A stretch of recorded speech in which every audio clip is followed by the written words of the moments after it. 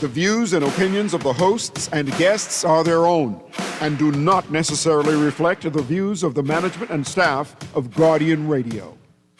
You're listening to Talking Heads with Naughty, hosted by Earl the Pearl, on Guardian Radio, 96.9 FM.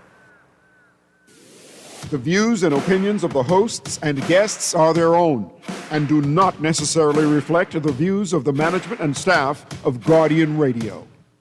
Now, fellas, mommy getting out now, and while I go on, I ain't want no raking and scraping in here. No, mama, we ain't gonna rake and scrape. No. We can clean the house just like you say. That's right? Yeah, that's right, mama. We ain't rake and scrape. All right now. Mama don't like no raking and scraping in here. Talking Heads with Naughty and MJ is brought to you by Burger King, Easy Car Sales, Fine Threads, John's Department Store, KFC, Naughty Johnny's, Prince Masters, and Tropical Gyros. Talking about the way she cook, rake and scrape that's pumping through our veins. We can't wait till she go out. We're gonna rake and scrape beside the stuff. Get off the neighbors scream and shout. As soon as mama got to the door, turn around and she said, "No raking and scraping." Yeah. You know I like my Bahamian thing.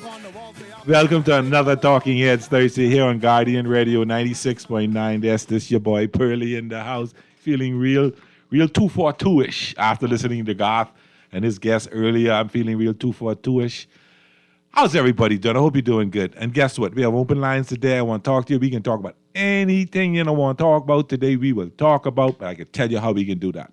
Here's how you can become a talking head. Brought to you by BTC. It's not very hard to do. You just pick up your phone. You dial 323-6232. That's 323-623-216, 325-4316, or 325-4259, 325-4259, and toll free from the Family Islands anywhere else, 242-300-5720. That's 242-300-5720. And if you just want to text me, text line is powered by BTC, 422-4796. That's 422-4796. I need to hear from you. I want to know what's going on. Just let me know what's up. Let's have a conversation. Let's talk about some things. Okay? Is that good? Cool. What's going on in the headlines today? It's time for Headliners. Everything that's making headlines in the 242. Brought to you by the Fine Threads. Boy, it's getting very interesting. That's an old show. I can't remember the name of the show, but the guys that come on, very interesting. In the Nassau Guardian this morning, Colby Davis contradicts PM. Acknowledges BPL deal never tabled in the House. Well, I'll be. BPL hedge saw no savings under FNM. DPP to hire outside counsel on Michael Johnson case. And Bahamas accused of killing pregnant lover seeks bail. Oh, not Bahamas. Man accused of killing pregnant lover seeks bail. Oh, boy. Bahamas. In the business section, Darwell reprehensible how SpaceX booster landing with little prior notice. I think something that is potentially catastrophic for our environment that should be put to a referendum. It should be put to a referendum. CCA says it has emerged from Chapter 11 as a financially healthy company. PM Silver Star's model could help fix housing problem. And D&T investing $6.5 million on Porter's-Key private passenger and freight terminal. Now, that's interesting. So what's up, everybody? What's going on? How's everybody doing today? Oh, we got some good news. You know, I listen to the God show, so I guess going to jump on this right now. 242 Day on Tuesday, February 24th. This and every 24th of February, the 24th day of the second month, show your Bahamian pride, fly your Bahamian flags, wear Bahamian flag colors, eat Bahamian foods, create and listen to Bahamian music, donate in sequences of 242, do something 242 times or 2.4 times, etc. Merchants consider pricing items at $2.42 or $24.20 or $242, etc. You get it. Let's have some fun on 242. Let's remember what 242 Day is all about. Let's support this. I enjoy this every year. I pull out my flags. I wear my Bahamian shirt. But it ain't hard for me to eat Bahamian food because that's what I do most of the time. So that's not a problem for Pearly. And guess what? On one night only, February 24th, on 242 Day at 7 p.m. at Karna, legendary butcher Dario Kachitni, I know I screwed that up, will be on island and at Carney in person for an indulgent $300 per person tasting menu featuring West Holmes nature-led Australian Wangay. And this is a true VIP dining moment. Limited seats reserved now. Big time, nice. And the chef, the butcher's going to cut it right for you. You should join it. Check it out, okay? This 242 day on the 24th. Let's see you there. So, it's very interesting to see some things going on in our little Bahamas. So the Prime Minister said that you don't know what we need to do our work. We need to check it out. The stuff was tabled already, and then Colby Davis says it wasn't tabled. They got to get your story together, man. You should at least, don't you have what they call cabinet meetings every Tuesday? Don't you have parliamentary caucus on a regular basis that you discuss things and you stay on the same page? I mean, you did such a good job the other night with your launch in terms of everybody staying on script, everybody reading their messages, not diverting from what the message was, and now you have this? I don't know what to think about it. I have no idea what I should think about that. You know, it's interesting to see that we can't get that right. And it's scary. I'm concerned about some of the noise in the market out there about registration. I saw the deputy leader of the Free National Movement had a press conference today talking about the inaccuracies, or I shouldn't say the inaccuracies, the conflicting stories or reports or information, however words you want to use, coming out of the Parliamentary Registration Department in terms of what you have to do to transfer, what you have discouraging some people. And I'm starting to wonder, is that a deliberate thing, or just we just not getting our act right and getting the information out there properly? And it would make sense that the I don't know the position, the director of parliamentary registration, Cyrus and Thompson, should sit down with all the media one time and say exactly what needs to be done. This piece, little press statement, they'll come out there, let's talk with this one, talk with the next one. Call one press conference this week or early in the week. Sit down with the media and say, this is what you have to do to register. This is what you have to do to transfer. This is the time frame that you can transfer. This is the time frame that you cannot transfer. These are the places that you can go to do that. Now, not only should he sit with the media, the brother needs to sit with his staff and it properly explains it, because I don't think some of them have an idea what's going on. Because I've seen people get one story from here and a different story from there. You got to get this done, you got to get that done, and it's very confusing. And it's frustrating. We don't have a concern about voter apathy. Why are we trying to discourage people from participating in their God-given right to vote and participate in the election process? I'm a strong advocate for that. I believe shut your mouth if you don't vote. Don't sell me nothing, but the government ain't doing this, the opposition ain't doing that. If you ain't planning on voting, if you ain't registered to vote, or you ain't transferred, it's the right that you have to make noise is through the ballot box. You have countries in this world close to this country, close to the Bahamas. I ain't calling no names, but y'all guess Cuba, who can't have the kind of democracy we have. And we taking that for granted.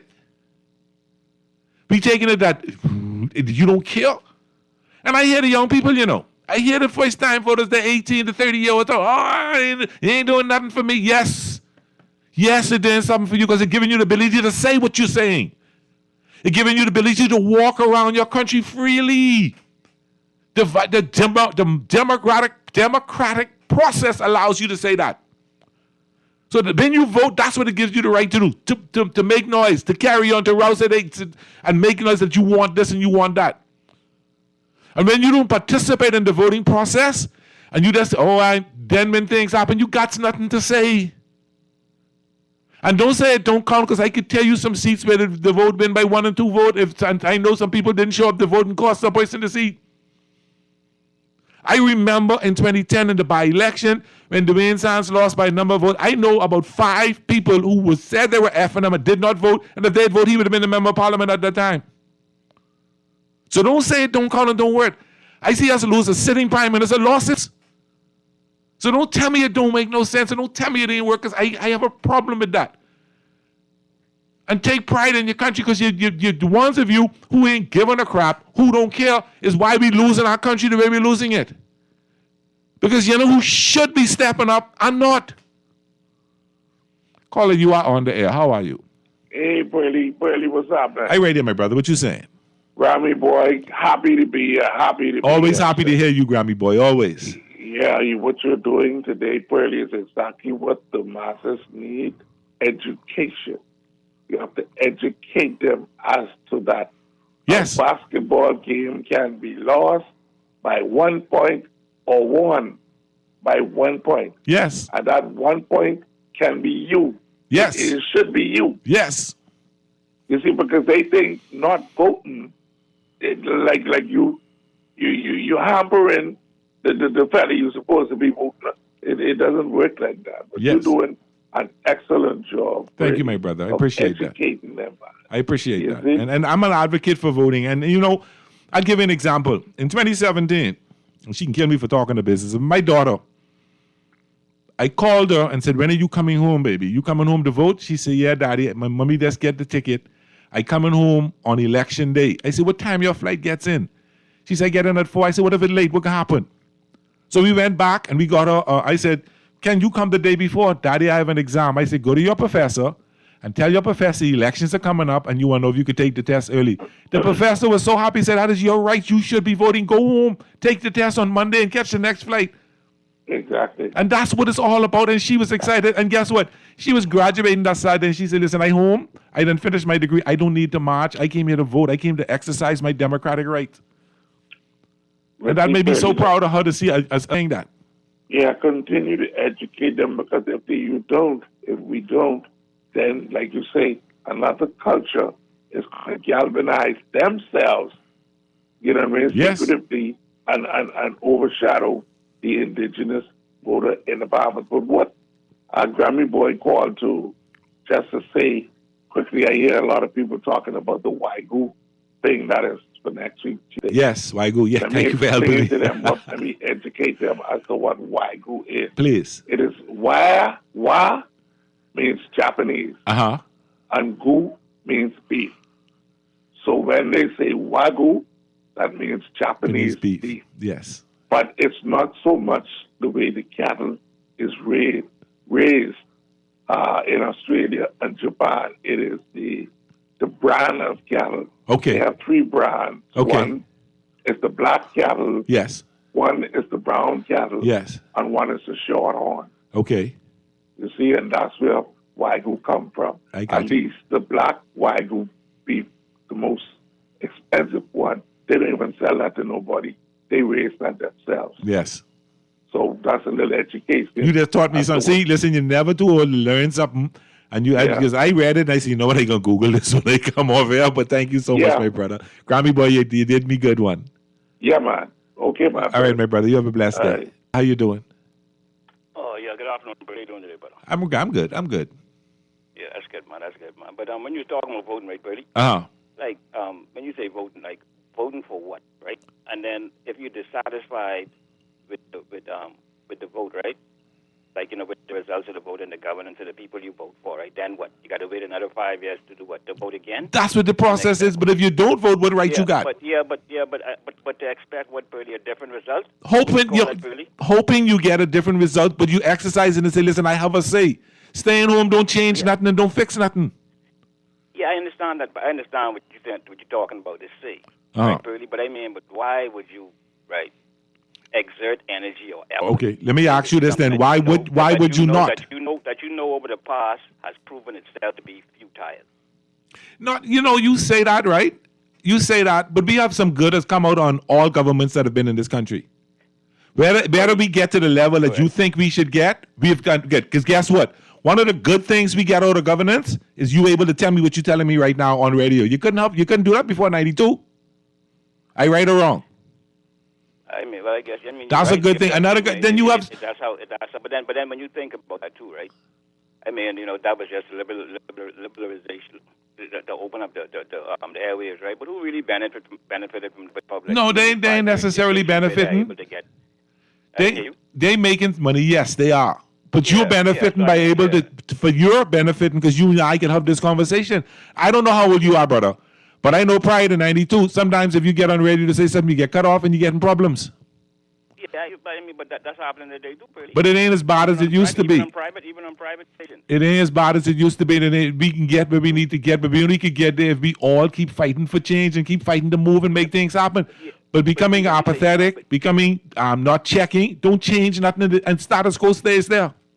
Yeah, but when you say fighting for change, Pearly, all you're talking about is a vote.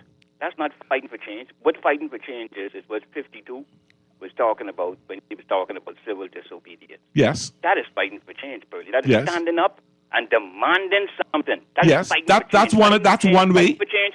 Yes. Fighting for change, Pearly, ain't putting your ex on a box and hoping that bring change. That's not fighting for change. Then, but not voting is not fighting for anything.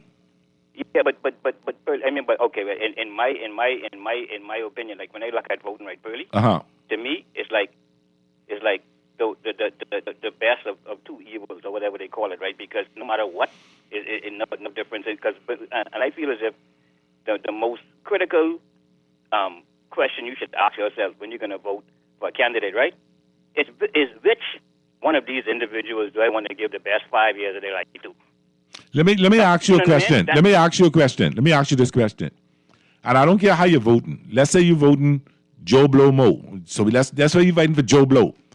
When you vote for Joe Blow, what do you expect Joe Blow to do? What do you expect from a member of parliament, a government? What do you expect? You, the individual, not the country, you. Okay. Well, I mean, for one, I can go along. But for one, what I would expect him to do, right, is to do the things he come to me and tell me when he was campaigning. Okay. For one, I would like to see him do what he say he was going to do. For one. Okay. Right? And I would like to see him engaging, right, in politics that I can see is for the benefit of the country and that I see comes from his own vision. First of all, I'd like him to be passionate about something that when he goes in there, he is seeking to bring this passion to the public. But that's not seen. But see, Pearly, this country is a franchise, but we don't sell French fries. You know what I mean? We don't deal with them type orders. It's about eliminating borders. You understand where I'm coming from? And that's what we need to understand, Pearly. But see, but like I said... When you say eliminating borders, what you mean by that? One world government. One world that's your dream? That's your dream to see one world government? No, that's what I grew up, because when you talk about it, you don't know how old I am. I don't know how old you are. I can be six. I born in 1962. I born in 62. All right, you're a little older than me, but then you should know that used to be the talk, and that still is written in the Bible today about New World Order, one world government, one world system. And not only that, President Obama and other world leaders have been openly talking about achieving a New World Order if you have not been paying attention. Let me ask you a question. Let me ask you another question. Have you read the FNM's manifesto or the PLP's blueprint for change? Have you read any of them? You don't talk about that. No, I mean, I haven't read any of it. I'm not talking in 2026. I'm talking like the 2021, 2017 one. Prior to them, you've read them? No, I mean, personally, I've never sat down and actually read the document, but I've heard like things like what they plan on doing before read out loud and different things like that. You know what I mean? And like I said before, the manifestos are nothing but words on paper because they never manifest into anything. Yeah, but if you don't read it, you don't know what they wrote to say if they manifest anything. Well, but the times that I did, right? The times that I did, because I was more than one time, right? And not only that, you've heard the public speak about the lack of them achieving their manifestos, and even the political parties themselves apologize for not fulfilling the things that they have in their manifesto to us, and to give them another term so that they can begin to do the things that they promised to do last time. You understand? Okay, but before I go pretty quickly, how do you feel about that launch to do that they're supposed to be having today, man? Which launch? You mean what the PLP did a couple of days ago? No, the rocket. Oh, I have a problem with that. Yeah, so you see. See, okay, I'm a Bahamian. I this 242 thing we talking about in waters. I brag about that. When I was in college, when people asked me to go, I went to school in Minnesota, asked me to go swim in the lake. I say I don't swim in where I can't see the bottom of the water. I say I come from where I could drop a quarter in a foot of water, and I can tell you what that date is in the quarter. I agree with you. So I cherish our sunshine and sea. I cherish that. So when I see things happen that can affect that, I have a problem. Okay, so let me ask you this then. So you see, and I with you on that point. I'm glad you feel that way about this to do, right? So why is it that you and I and individuals like you, because I'm certain a lot of us like that, and if we spread the message as to why you feel that way, and people become aware, you know what I mean? Why don't we demand that our government don't allow that foolishness then? Because I mean, you know what I mean? Take that elsewhere. Let me tell you why. Wherever you make your rocket, you launch your rocket and rely on your rocket. I agree with you. And let me tell you why. Let me tell you what our problem is in this good Bahamas. We like talk, but when time to walk that talk, we don't show up. When Shannon Dawn Cartwright was making noise about that and rowing about that, nobody supported him on that. And if he calls and say, let's demonstrate tomorrow, how much people do you think can come out? How many people do you think? People is making the noise, and when it's time to walk. I remember in the 80s, if this was in the 80s and we jump up. I mean, in all honesty, right? In all honesty, and I think you would agree, right? If that was to happen, if a member of the opposition was to call for that type of thing, right? Most people would say it's only politics. No, see, that's the problem. We think it's only politics, but if you don't come out and support it, you don't have to wear no red shirts, you know. You can come whatever you want to come out. I understand that, but Pearly, but see, the party, listen, Pearly, but see, the thing about, like I said before, like what 52 was talking about, Pearly, like if we're serious about that thing, right? Then and not only the rocket launch, but other things, Pearly, like where there's no accountability, like how that $7 million or whatever overrun in beaches and parks. Just for a quick example off the top of my head, right? Yeah, it's something that Naughty makes noise about all the time. No one making no noise about it. Every opportunity Naughty gets, Naughty brings that up on the show. Okay, when I say no one, right, Pearly, I mean like no one where you could say some course of action is going to be taken. You understand? Yeah, but in the same, I can argue with you on this. But the 52, but 52 was talking about civil disobedience, right? But men like yourself, Pearly, see, it got to be men like you too, Pearly, who are not only in the know, right, but who has other individuals. Me, I'm not connected. I'm a loner. Yeah. You see, you have friends, Pearly. You could pick up the phone and you could call all kind of people in all types of different areas of life.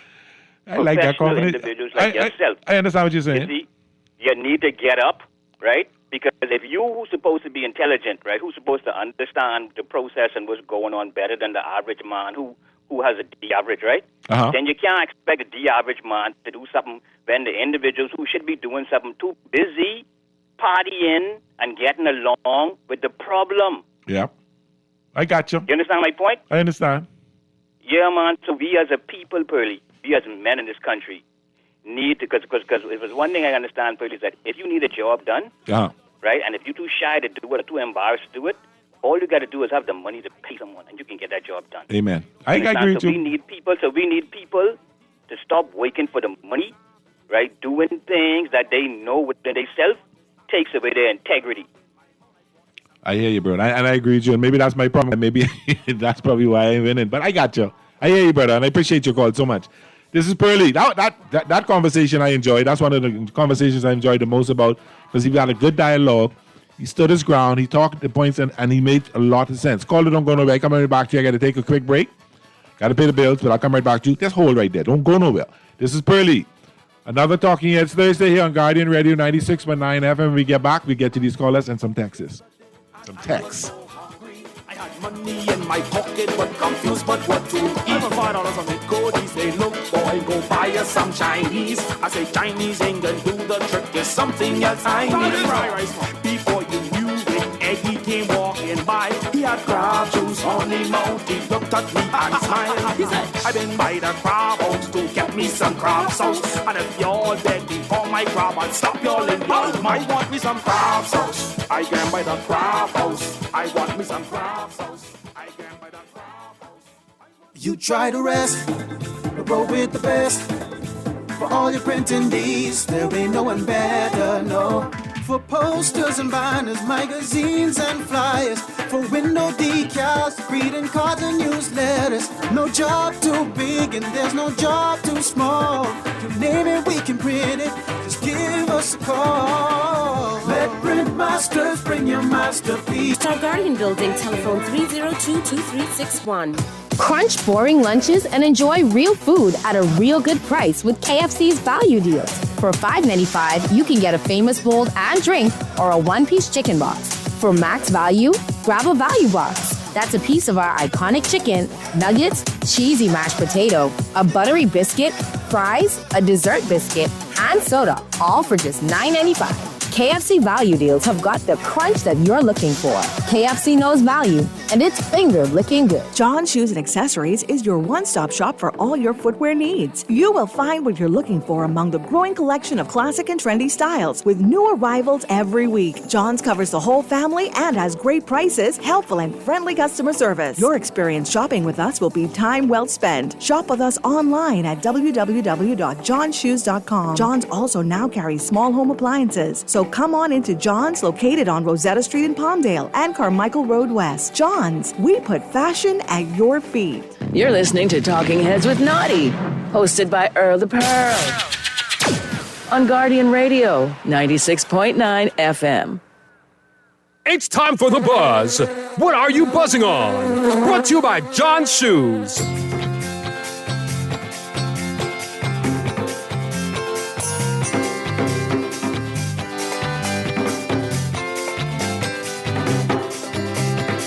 And welcome back. You just see me killing the roach just now. I'm not a real roach doing that dance. Oh, I love Ricky Scream. Oh, I love baby music. Any day, every day. Welcome back. This is Pearly on Guardian Radio 96.9 FM. Call you on the air. How you doing? Call on them. You going on me. And I tell you, hold on. Call me back, please. Please call Hello? me. Oh, I thought you leave me. Hi, what's up? Hey, it's cool, man. Yeah, Pearly. Yes. In reference to the commissioner, he basically giving all kind of mixed messages. I think that's intentional, you know. I'm hearing that, and and while I want to say, yeah, I just hoping that he's so, and it's just a lack of education, and that we get some better information out. I'm praying that's what the problem is. There should be some standard. I mean, like, you have newspapers, they can post it in the newspapers, and all the radio stations, they can just give it to all the radio stations. I mean, print it out and you just read it off, and everyone will know exactly what it is, right? I don't think, not to cut you off, but I don't think the problem so much is the public. You know, I think the commissioner needs to sit down with his staff and explain to them A, B, C, D, and E.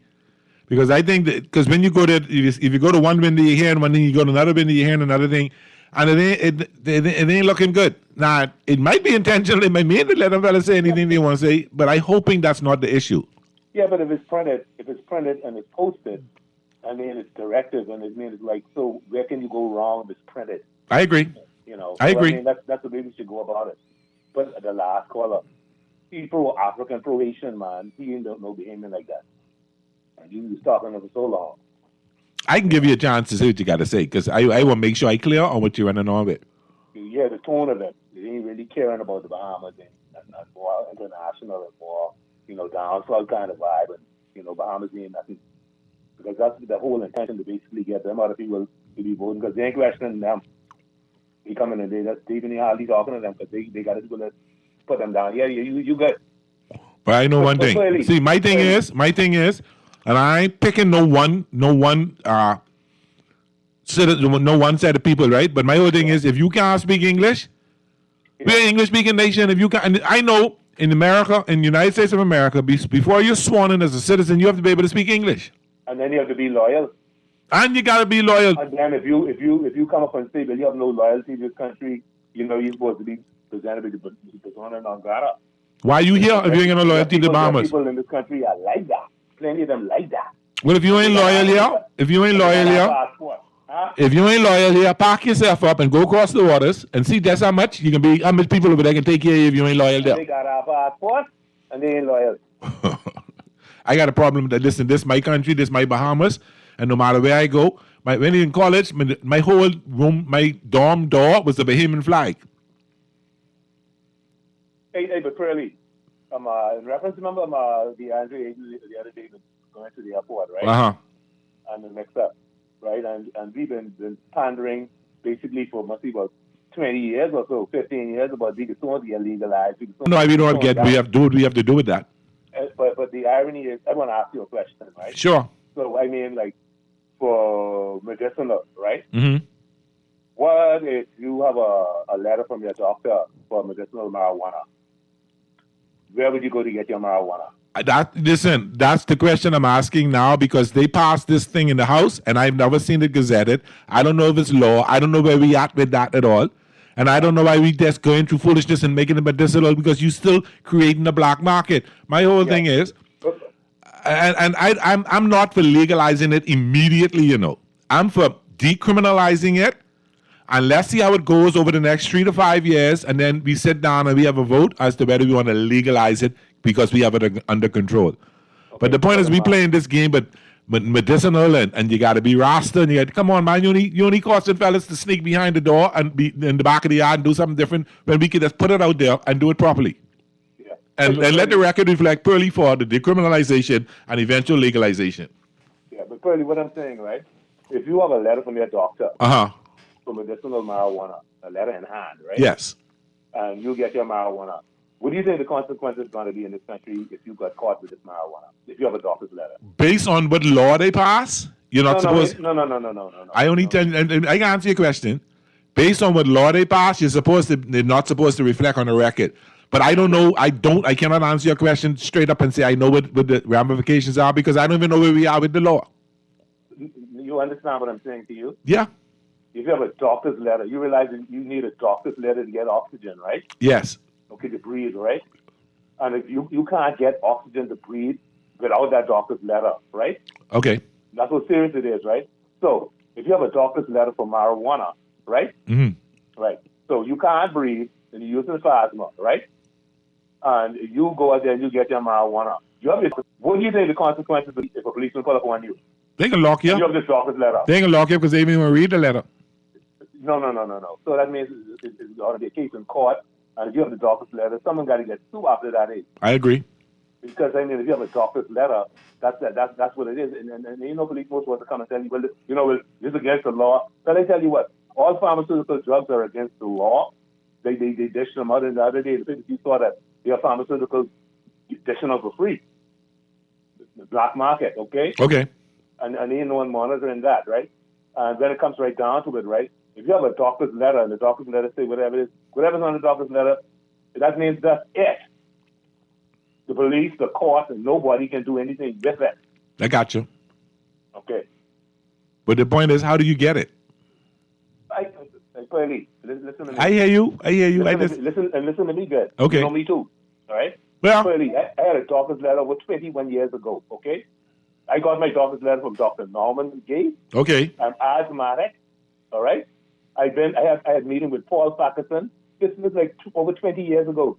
John Rose, Reggie Ferguson, and one other top commissioner. I went in there 6 o'clock in the morning for a meeting, okay?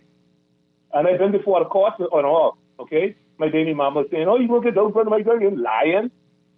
And she nearly went to jail for that foolishness. Okay. Okay, because at the end of the day, you have a doctor's letter, and we got to, when it comes right down, I tell you no lie, right?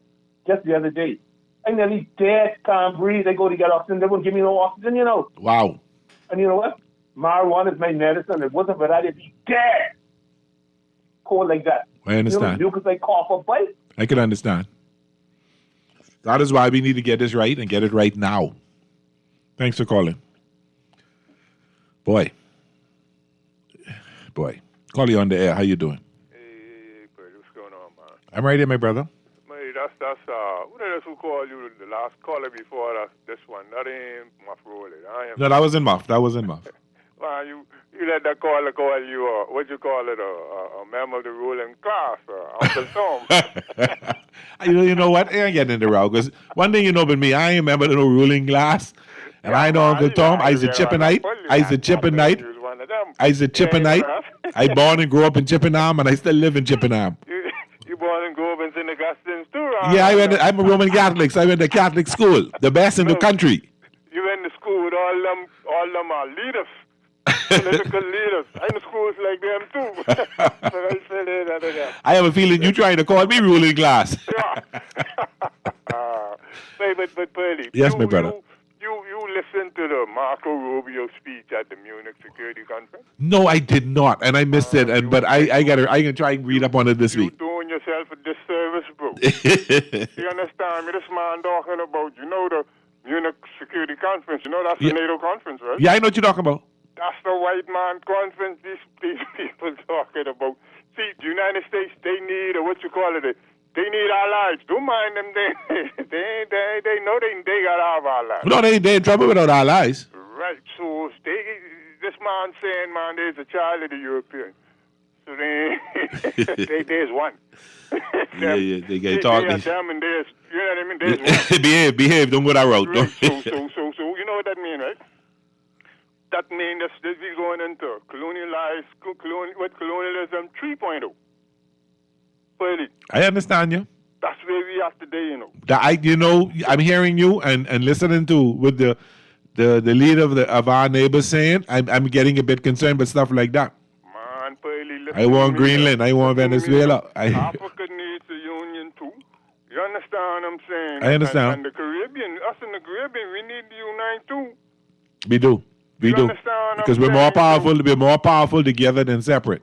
Man, don't mind all them. See, really, all them people who are conforming to Trump, to the West. I don't even say Trump to them Europeans. No. They trust me. They going down the wrong path because it ain't no. See, Rubio just put a nail in our coffin, You think so? I can't come. I got it. I'm gonna try listen to it. And why don't you call me back tomorrow? I'll be on the show with Naughty, and I can better talk to you about it because I really don't. I don't want to say something I'm not clear about. Fair enough. Yeah, man. Okay. You got to do sound of my voice until they do that. Ain't nothing happening. Appreciate that. Take care, brother. Text says, where on the internet can I find the BPL documents? I can't find it on any of the government websites or through internet searches. I call OPM and no one knows where to direct me. And guess what, Texter? I agree. I don't know. I have no clue. And that's a question that needs to be asked. Bahamians vote for the change, not the other evil. PLP, FNMs are the same. They both under lodge and have a third party now. Let's end the slavery. No vote, no progress, no change, and you are part of the problem. You know what? I can leave that one. I ain't ready to get in that kind of row yet, but it's coming. It surely is coming. Hey, Pearly, good show. Remember, it doesn't matter what the MP comes to your house and tells you at the time of campaigning. Once the whip is on, they have no voice. And so you're saying, what you're saying, Dexter, we need to change our system of government from parliamentary democracy to something else? Coming to you right now, caller. April leaders respect. The FNM man come on the park to feed them. He say, ain't nothing can you ask the CO man to come on Sarah Ingram Park and let us hear his plan for us in Bain and Grandstand. Blessings. Herb is a plant. Drugs is drugs. What is wrong? One last one. Remember the last year when we were said there were not enough time to implement electronic voting, but people who consider themselves tech savvy was asking, what's the problem? This is the problem. There's too much to do. The cost of getting it wrong, no time for testing or training. If workers can't even get instructions to register right, imagine the confusion on election day for rush electronic voting. Next time, please. But I hear you, Texter, and I have a problem with that because you had 5 years to bring that. And hoping when the next government comes in power, they will quickly get to that and start training people properly because we have a lot of young people that are tech savvy, that can do this kind of stuff. We just need to employ them. And when time for us to retire. Call you on the air. How you doing? Yes, I Pearly. I in top shape, man. God is good. Yeah, just for the touch on that. Oh, I just want to tell you, I was in your town this weekend and I see you, but we'll have a conversation about that later. Okay. Yes, no, we'll talk about that later. Yes. Okay, I can tell you. All right, I call you. But I was there. Okay. I wouldn't miss that for the world. I hear you. Okay, you just spoke about the digital ID and these things, right? You have to remember, that's another broken promise by the Progressive Liberal Party, If you go to like February or March or April of 2022, it's a few months after their thing. Uh-huh. Prime Minister Davis promised us that we would have a digital ID system by early 2023. It's now 2026, and that digital ID system would have solved a lot of problems, including voting and being able to utilize it for illegal to mitigate the illegal immigration type problem. So just a reminder, people. I remember that. Another promise, another one broken. I know the date. I remember it being the first quarter of 2020. I remember it. I remember it very clearly. Okay, so not a broken promise. Okay.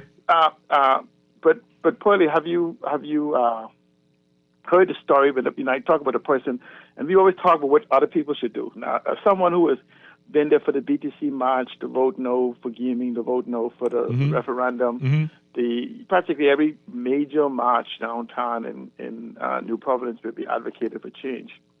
But there, the story is about somebody, anybody, everybody, and nobody. And those 4 people, where there was an important job to be done, and everybody was sure that somebody would do it, and anybody could have done it, but nobody did. Yeah. Somebody got angry about that because it was everybody's job. Yeah. Anybody could do it, but nobody realized that everybody wouldn't do it. It ended up everybody blaming somebody, and nobody did what anybody could have done. Amen. Okay? And so if it's up, you say, wake up in the morning and say, if it's up, if it's going to be done, it's up to me. And then we will have the change that we need to become actively involved, because your influence should be at least 5 in one hand. Yeah. And those 5, influencing 5, by the time you get to the end of your fingers, you would have influenced 16,500 or something people. And so when you multiply that, by the time you get to 10 hours, you would have talked to every single person in the Bahamas 4 times. So we stop me to say, if somebody else would do this, if somebody would do this, if you believe in it and you're passionate enough to do it, go out and do it. 2 other points quickly. Okay. The concept of this new found awareness that the Progressive Liberal Party has found out that we are we in this era called technology and AI and all those different things. What amazes me is that in October, I think Protection Bill of 2025 was debated, and Michael Pintad, incoming Prime Minister Michael Pintad, got up and said that we should consider constitutional data privacy, protection, and sovereignty. It was practically ridiculed by some of the chief protagonists, including the major gaslighter in the House of Assembly, and they rejected it. But it's the very thing now the Prime Minister is talking about needs to be done to bring about this AI, this thing. And so it just shows you that here it was in 2025, in October of 2025, not even 6 months later, the very thing that we needed to bring this about, that was rejected because it was brought about by someone, and Mr. Pintad, that we're now having a discussion of the possibilities of what it can be done. So I just want if they're listening, to go back and listen to his speech, and if you can't find it, it's on my YouTube channel that actually shows you. It's the Building the New Frontier that is available. And the final point I want to talk about is this cost of living. My wife and I are very deep into the cost of living, and we at 52 would say we are transhumanists, and some people would say that we come from a religion of Dadaism. Okay. And I would say we are out. But if you have to understand, it takes a little while for me to explain. But if you understand that knives cut and serve a purpose, same thing with guns, is how you utilize it. So we are for the structured, properly utilizing. But when you come to the cost of living in the Bahamas, housing now followed by energy, because you need basically the housing for the energy that comes into the home, as well as incorporated in everything that we do. Yeah. But the housing issue is that I heard people talk about it today and every other day. And the promise of affordable housing, I heard through that event in Grand Bahama, reaffirmation concerning the housing revolution. One of the things I think we have been moved aggressively to supposedly right-size these housing issues within the country.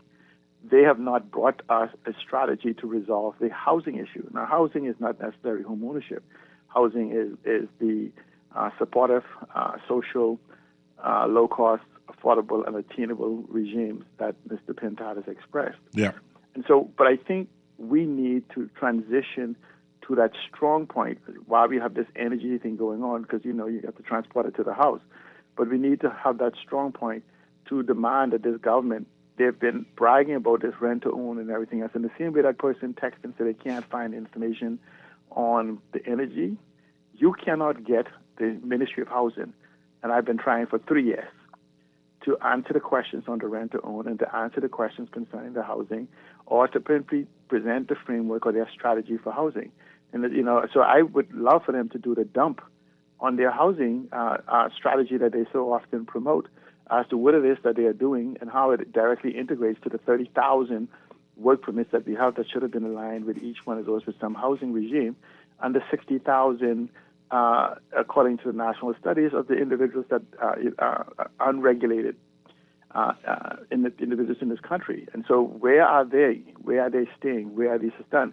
And as we tear down these hundreds if not thousands of homes, what is the exact strategy, not just for building, but for actually getting people into those houses? Amen. And if we could resolve that issue, just think about the homes that Mr. Pintard promised. Now, remember now, when people criticize Mr. Pintard about the 2,000 homes, my wife did write a letter saying that it was Mr. Pintard was not over-ambitious. She actually said he was lazy, that more than 2,000 could be built.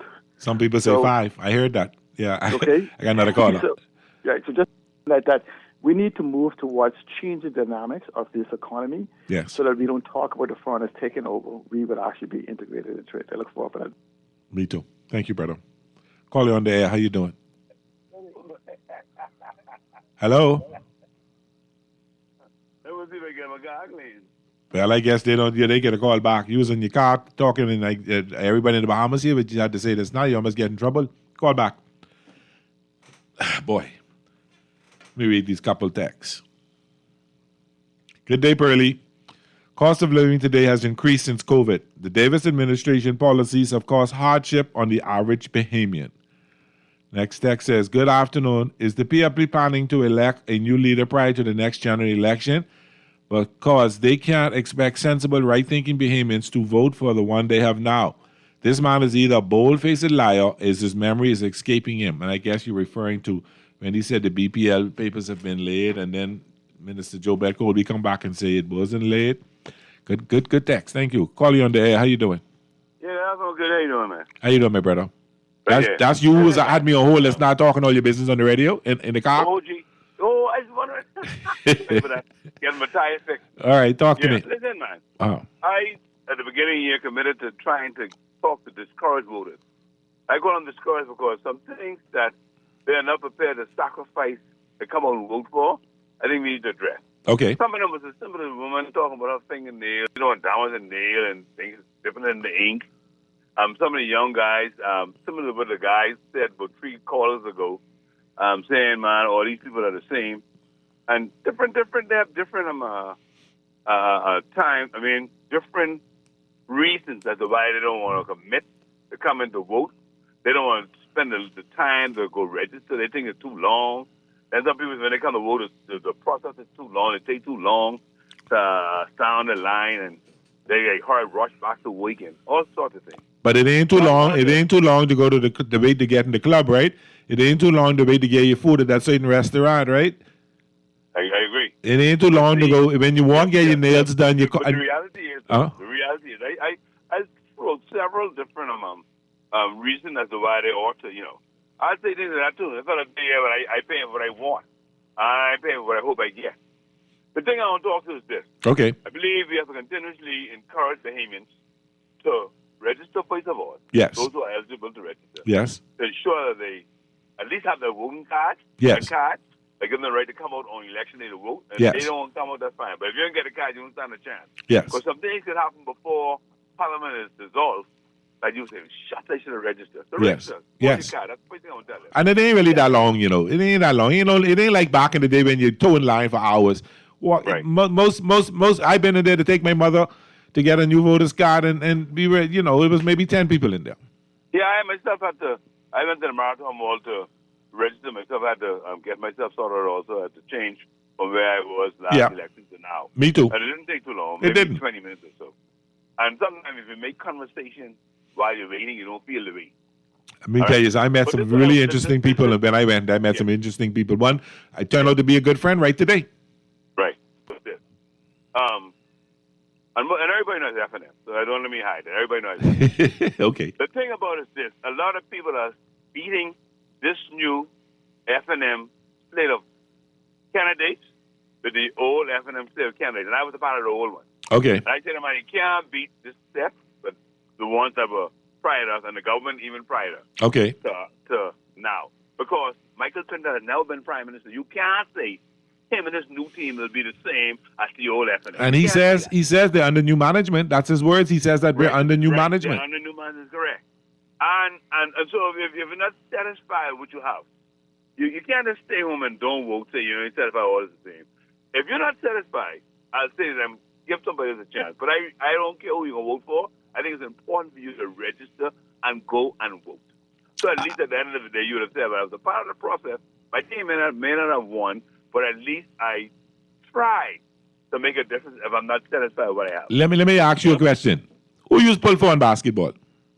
I was the Sixers now. All right. All over the place, but I But was you a was homeboy now. all right. No, not taking in mind. So you Let me repeat. I went back to the Sixers. you used to be a Moses Malone Sixers or Dr. J Sixers, Dr. J. Moses Malone, yep. and now they under new management or under new team, and VJ Edgecombe, you going back to the Sixers, right?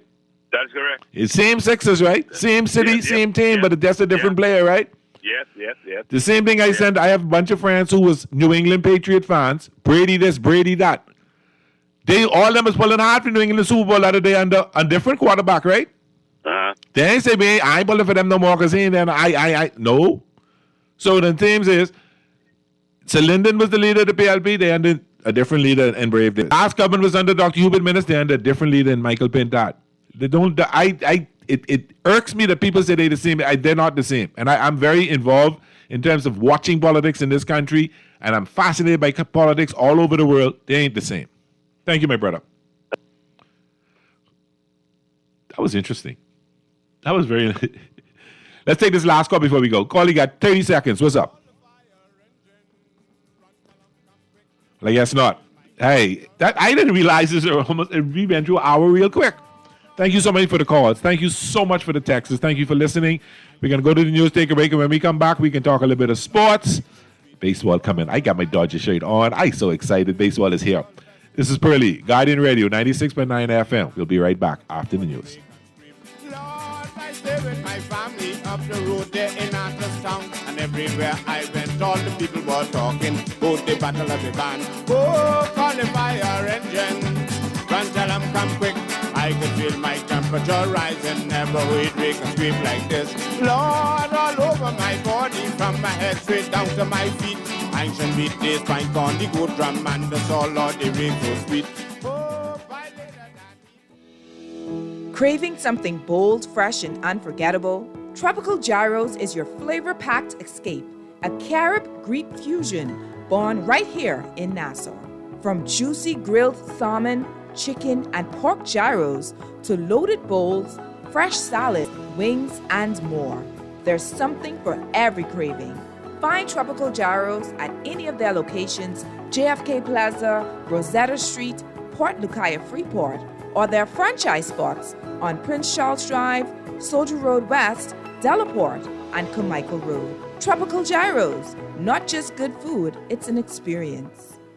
Refined style with elegant taste, then Fine Threads is your place. If you want those slacks hemmed or just taking the waist, then Fine Threads is your place. If you wanna look suave and debonair everywhere you go, like you're supposed to be in a video, wanna step out and look great, then Fine Threads is your place. Refined style with elegant taste, then Fine Threads is your place. Is your place. Is your place. Forget them flower, forget them check. Me get the respect. AP is hot, we sitting close. Breeze on your lip, that's how I know. You is my person, that ain't no secret.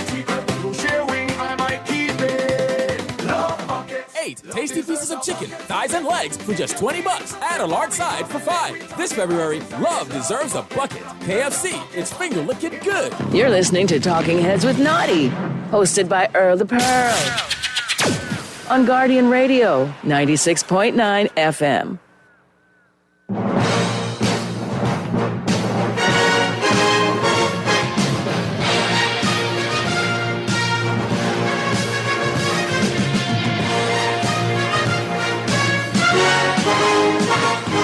Talking Heads with Naughty and MJ is brought to you by Burger King, Easy Car Sales, Fine Threads, John's Department Store, KFC, Naughty Johnny's, Prince Masters, and Tropical Gyros.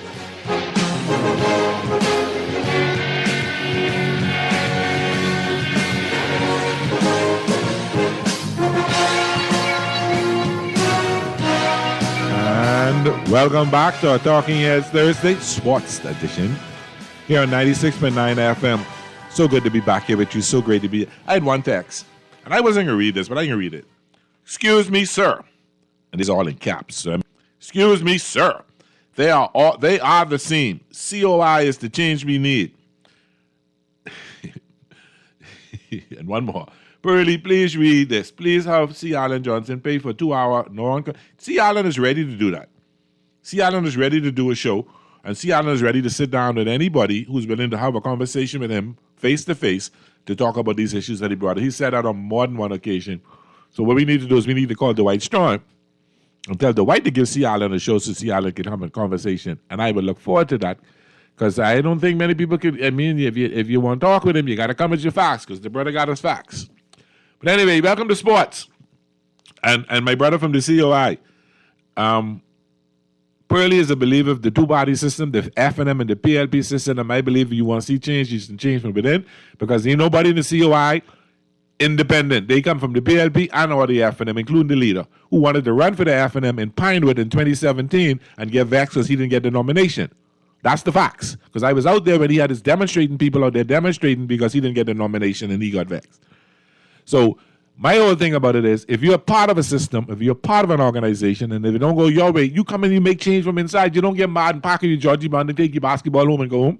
Anyway, sports. Today, Mr. Medusa, out of place? Okay, Mr. Medusa. Thank you so much. Today is Thursday, February 19th, 2026. Today in sports history, in 1935, Lou Gehrig signed a contract with the New York Yankees, get this, for $30,000. Shohei Ohtani got a contract with the with the Dodgers for $70 million. In 1942, the New York Yankees announced that they would admit 5,000 uniformed servicemen free to each of their homecoming season. In 1946, Danny Garnella became the first major league player to go to the Mexican League. In 1965, the NFL began using 6 officials during games. In 1977, Rod Gilbert of the New York Rangers scored his 1,000th point. In 1996, Charles Barkley of the Phoenix Suns got his 10,000th career rebound. He became only the 10th NBA player to reach 20,000 points and 10,000 rebounds in a career. In 1996, Patrick Roy of the Colorado Avalanche became the second youngest NHL goaltender and the 12th overall to reach 300 career victories. Patrick Roy was off the chain as a goaltender, off the chain. And the sports quote of the day, if you can believe it, the mind can achieve it. Ronnie Lott, great safety for the San Francisco 49ers, could hit. And you know, Ronnie Lott is right, and I like that. If you can imagine it, you could achieve it, and that's the only way to go. Just work on it. Don't expect it to be handed out to you on the home front. Hannah adjusting well to college athletics. Owls freshman is one of the latest to qualify for Carifta. BYFFL, Bahamas Youth Flag Football League, teams to compete in Orlando. And they'll be coming to talk about that soon. Timberwolves, Rattlers earn win at Hugh. Wow. And this takes the opportunity when we talk about Hugh Campbell and one of the greatest female basketball coaches in this country, who's coached at Sunland High School for many years and has been part of the Hugh Campbell and part of the national basketball team. We lost her today. One of the greatest point guards, in my opinion, and a very, very dear, close to Pearly.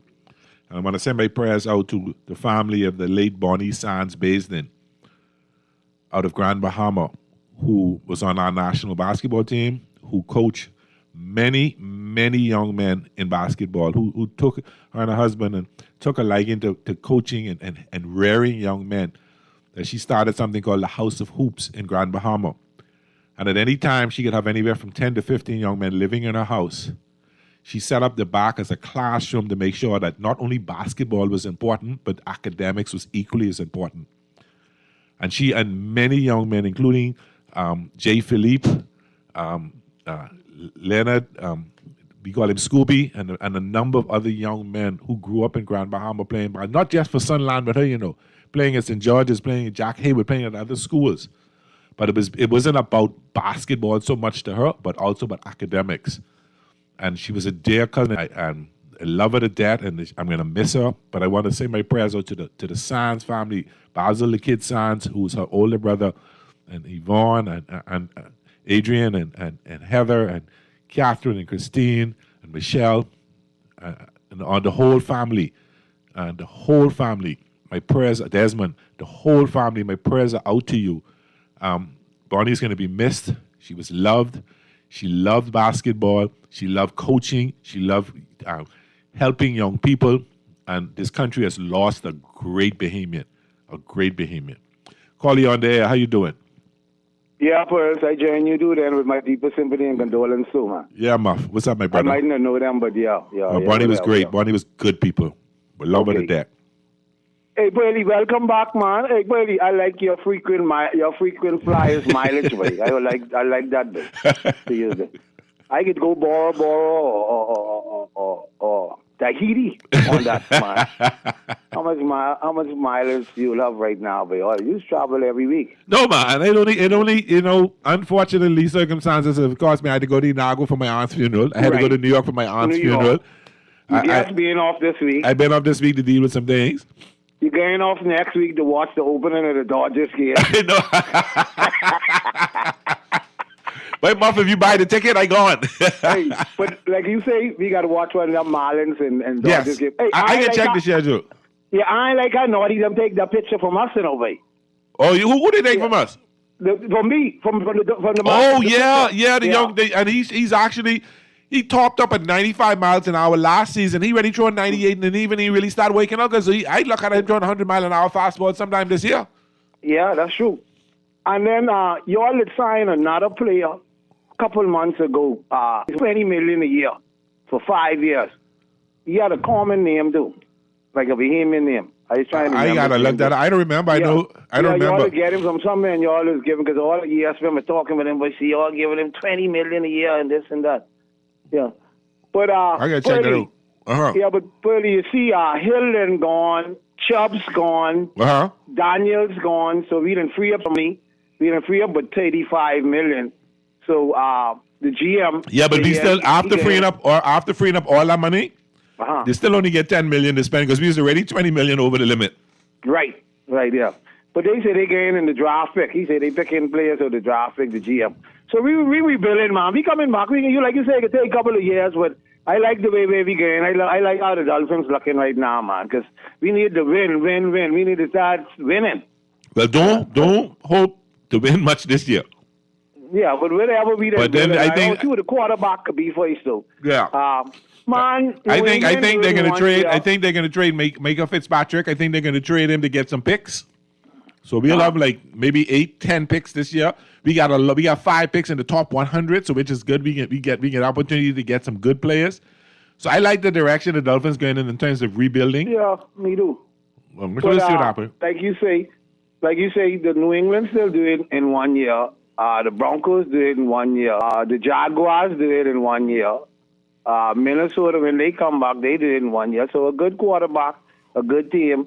At least let's get to the playoff, man. Let's get and win a playoff game. That's what you want to do. That can happen. It ain't going to happen in 2026, but I can see it happening in 2027. And guess what? You never know it could happen in 2026 because, like you said, New England did it in a year.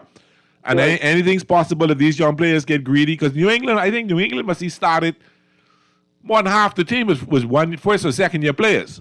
Right. So if the Dolphins do that, I wouldn't be upset. Right. Yeah. Anyhow, so they get back to action tonight, so I could watch some good Heat game and VJ slamming on a couple niggas stuff. So let me let someone else get it. All right, brother. Thanks. I see the U.S. women hockey team won the gold medal in the Winter Olympics, so that's interesting. Boy, people talking like Wemby is next. Is he's in a rookie contract. His next deal, he could be a $300 million player. He's gonna be the face of the NBA in terms of the world stage pretty soon. And good news, Bronny got assigned to the G League. So Wish your dad would get assigned to the retirement league. But anyway, another story for another day. Call you on there. How you doing? Hey, good afternoon again, Pearly. Talking sports now. Yes, sir. Yeah, man. Pearly, I want to get your opinion on like, two things. Okay. You saw that UC coach ejected him from the game? I heard about it. I didn't watch the game. Update me a little bit.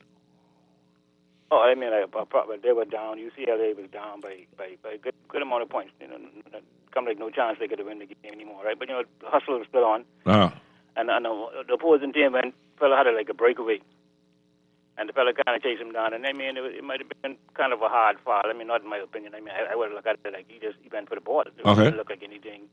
You know what I mean? It didn't look like anything flagrant, right? But his own coach felt it necessary to push him with the game. They eject his own player. Well, you know he may have done that for one of two reasons. One, he may have done it because the other team may have wanted to retaliate and they could have got into something really serious. And then he may have wanted to teach his players that while I appreciate the hustle, you got to try to keep it as clean as possible. So that I without seeing it and knowing what went down, that's my best opinion on it. Yeah, I understand. But I mean, but he's getting a lot of backlash with it. You know what I mean? I heard individuals saying he might lose it. I mean, a lot of people like to comment on certain things. A lot of individuals saying he might lose his job for it. Oh, you mean the coach? Because it was uncalled for. It was uncalled for. In my personal opinion, I saw it myself. When I get off the show, but I can pull up Bleacher Report, and I'm sure I can find it under college basketball, and I can take a look at it and get my opinion on it. But and one more thing. Yes, sir. One more thing. The NBA.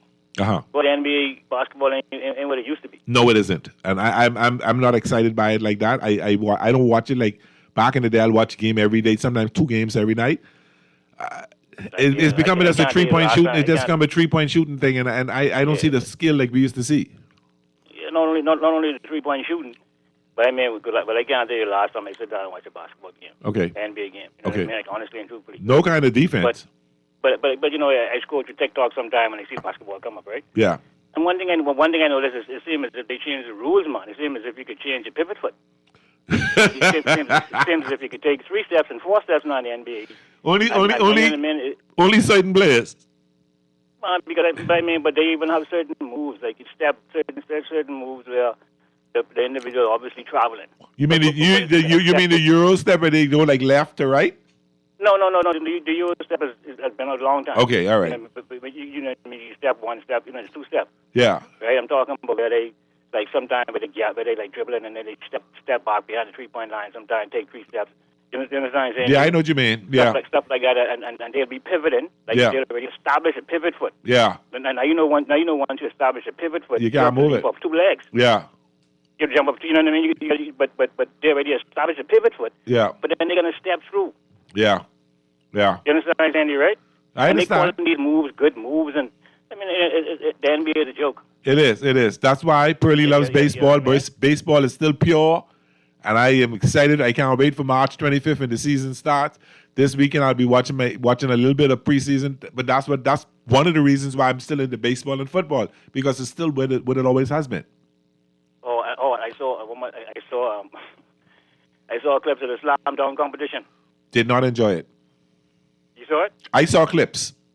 The clips is fine. That's why I said before, though, I'm not going to watch. Let's wait for the clips because you get to see the couple good dunks. Listen. The slam dunk. I mean, that's the way it's going over. Yeah. What else can anybody do with the slam dunk that they've not done over the years? That's what I was thinking. You know what I mean? That's what I was thinking. You know, unless somebody jump out the rafters and do a flip 3 times and slam and break the neck or something. Other than that, there's nothing more you can do. I think it's Richardson boy or whatever. Almost do that themselves on a donkey attempted. I think he slipped and bumped his head on the ground. Yeah. So, you know, I personally, man, let's get rid of the slam dunk. It ain't exciting no more. You're not seeing anything different that you see. The NBA is a joke, man. But the young brother doing good, man. He's doing well. Oh yeah, VJ's doing well, and I pull hard for him. Even though I'm not a Sixer fan, I want him to do well, and I pull hard for him, DeAndre, and I pull for Buddy to do well every night. Yeah, I see clips. Yeah, I see little clips on TikTok all the time when I school. No, that young kid can play basketball. He does play defense, and he's the future of basketball for the Bahamas, and I think he's the future for basketball. Him and Maxie, the future for basketball in Philadelphia.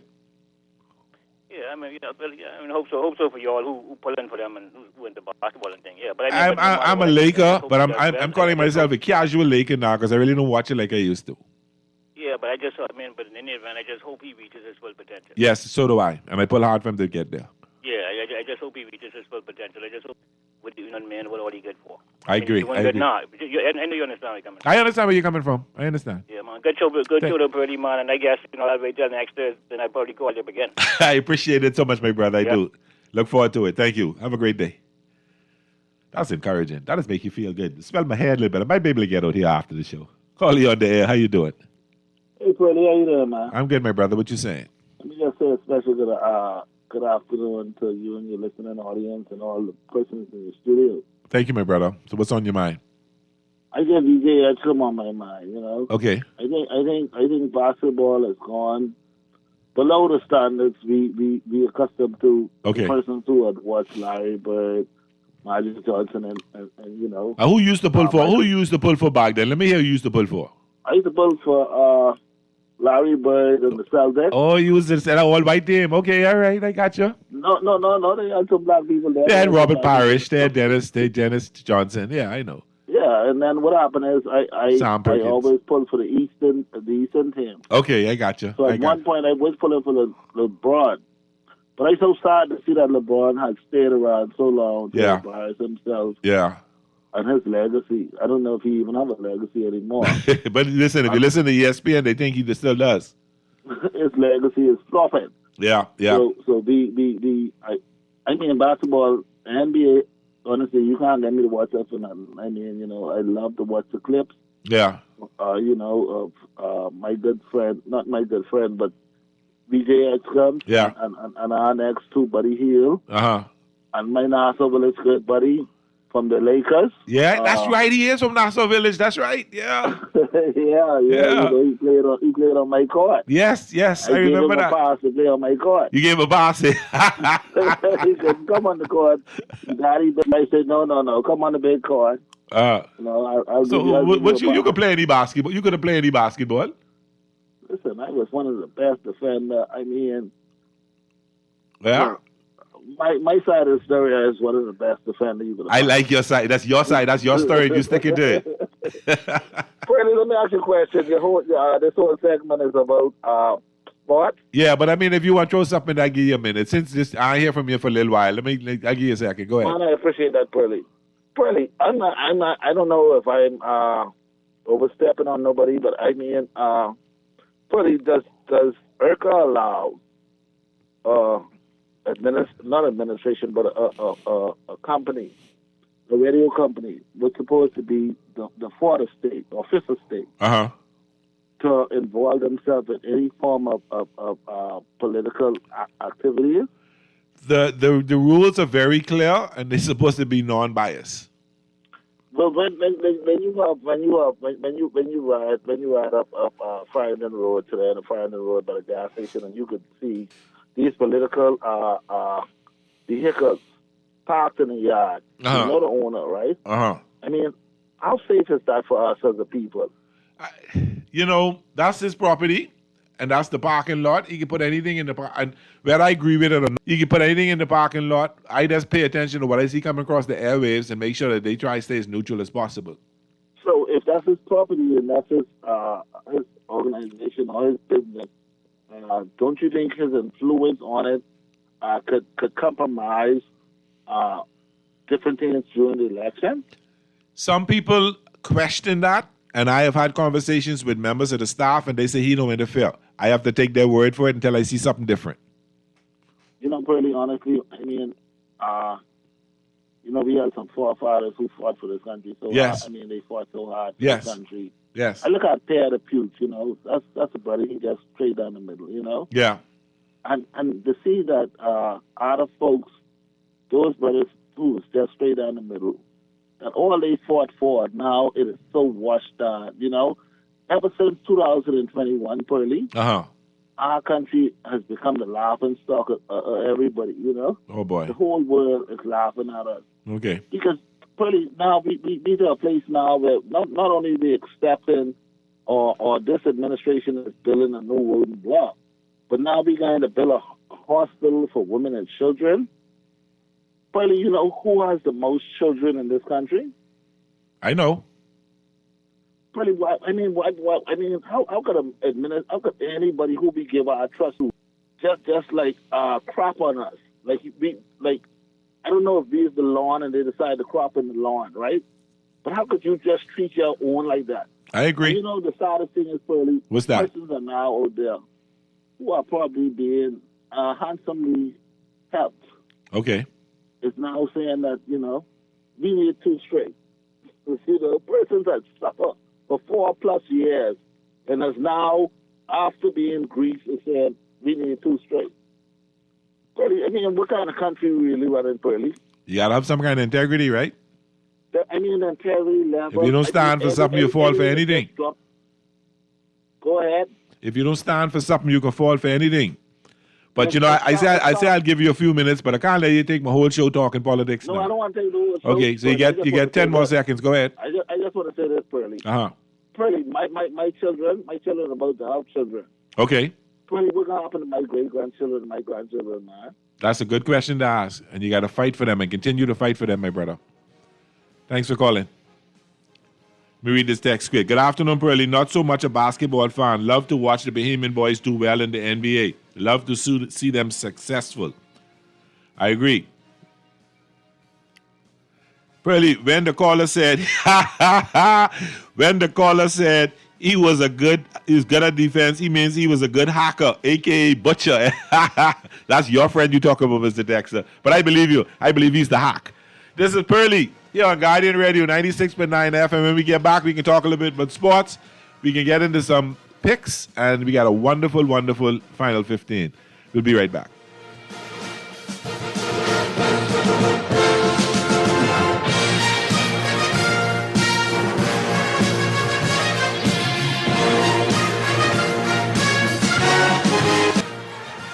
Fried chicken experts are back with a brand new way to enjoy your favorite sandwich. Introducing the Wrap Star.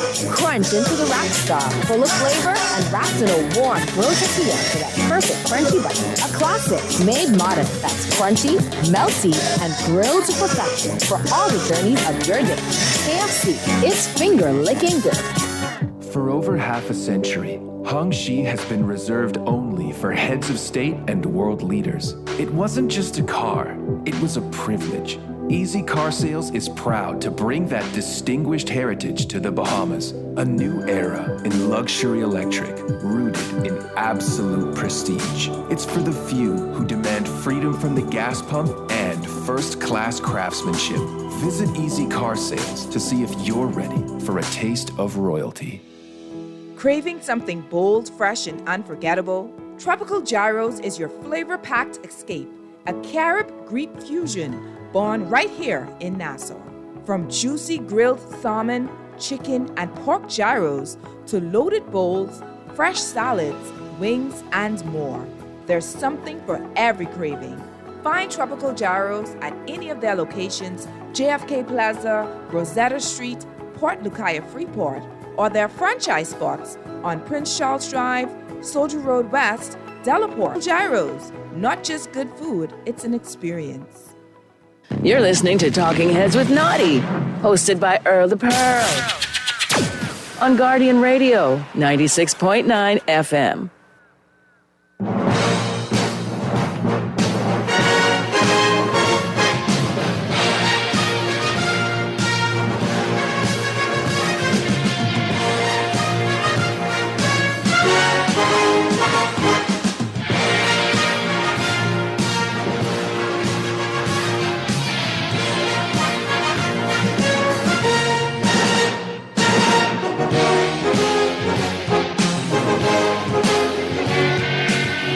Welcome back to another Talking Heads Thursday here on Guardian Radio 96.9 FM. We get in this little funk when it comes to football because the football season all over. And you try to find everything to talk about the football because you just don't know what to do with yourself. So our final 15 will be from Dolphin Nation, and they're going to talk about some of the quarterbacks that the Dolphins, and I'm doing this for you, Mystery. You're going to talk about some of the quarterbacks that the Dolphins will be targeting to replace Tua. And so many people had so much hate and row for Tua. I'm going run that one. So that's what you're going to hear about. What the Dolphins are looking at and who the rumors had that the Dolphins may be targeting at quarterback. Because let's be real, we won't be seeing Tua there next year. I doubt that seriously, and if they do, I'll be very, very surprised and somewhat disappointed in our new coaching and management team. So let's hope and see what they have to say about it and what's going on. So I'm excited about that, and I hope you'll tune in.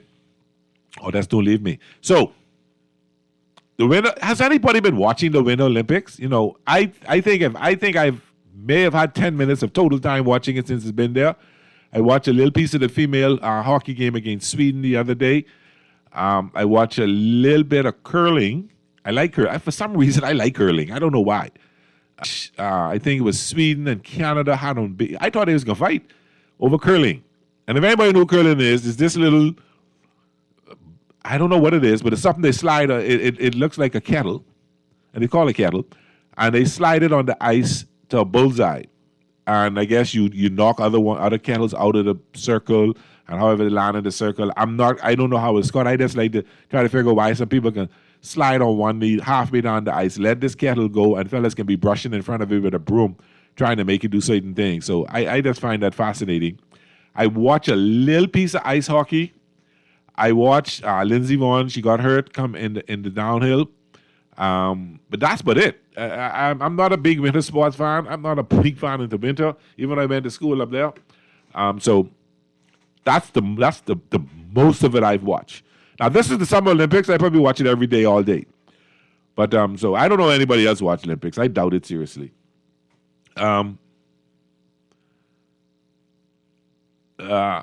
Say It's a Story. I look forward to that. It's a Story talking about my good friend who called in and said he was a good defender, but really was a hacker. So all the baseball teams are now in spring training. You got some in Florida, half in Florida, a little less than half in Florida, and the rest out in Arizona. And what you have is all the potential starters are in. All the potential starters are in, and then kids who will get a little play and kids who hope to make the team. So there are 26 players on the team that they carry on the roster. 22 of them, sure, they're on the team. In some instances, 24 of them, sure, they're on the team. And then you get one or two that make a break in like that and who may become that rookie of the year, the rookie team. All right? So that pretty much how it works. So you'll have a lot of players, a lot of pitchers, catchers, outfielders, infielders in, and they play a lot of games. So you'll have is maybe you'll see a Shohei Ohtani have one at bat, or you may see Freddie Freeman play one inning, or you may see Yamamoto pitch 2 innings just to get the feel for it. And then the other young kids will get a chance to play. So what I like about it is I get to watch a lot of young players play. So when they do get a chance to come up, I know them. Like when they brought Dalton Rushing up last year, I knew him because he did well in spring training, and I know he will come up at some point. So hopefully you get to see Sebastian Walcott at Texas. I think he's at Texas in spring training. You'll see Christian Robinson. You may see P.J. Murray in spring training, and hopefully one of them will make the team. So they'll have another couple of weeks of practice, and then the World Baseball Classic will start, I think it's March 5th. And it'll go for about 10 days, if that much, maybe less. And then that's where Japan has a team in it. Great Britain will be represented by 7 or 8 Bahamians on that team. Canada, Cuba, Dominican Republic. I think Panama may have a team. I'm not saying, don't quote me on that one. I got to check who the teams are. Puerto Rico has a team. China. The defending champ is Japan. So you've got Japan. You've got the Dominican Republic. You've got the United States. Probably Cuba. They're probably the 4 teams. And maybe, I don't want to say Venezuela, that would have a great opportunity to win it. I think it's going to come down to the last two teams who came down to last year, Japan and United States. The United States team is loaded with pitchers, baseball on that team, including the best pitcher in Skubal, Skeens. They got some really good pitching. The Japanese got some good pitching with Yamamoto, Singer, Sasaki. The Koreans, they'll be okay. Cuba has a lot of great players like Pajes and some others on the team. The Dominican Republic fully loaded. You can't count out Puerto Rico because people like Miguel Rojas and stuff in the Puerto Rican team. So I'm excited I like watching the Baseball Classic because it's like, I almost say like watching an all-star game in the other way around. You know, all these great players on one, all these great players from around the league are playing on the United States team. All these great players from around the league are playing on the Japanese, plus some players coming from the Japanese league. The Korean coming from the Korean Baseball Organization and players in the MLB. And the Cubans will be loaded. I hope they're going to let some of the players from the MLB play this year, which will help them. The Venezuelans are going to be a great team. Dominicans are going to be... kids come out of their mother's wombs in Cuba and in Dominican Republic playing baseball.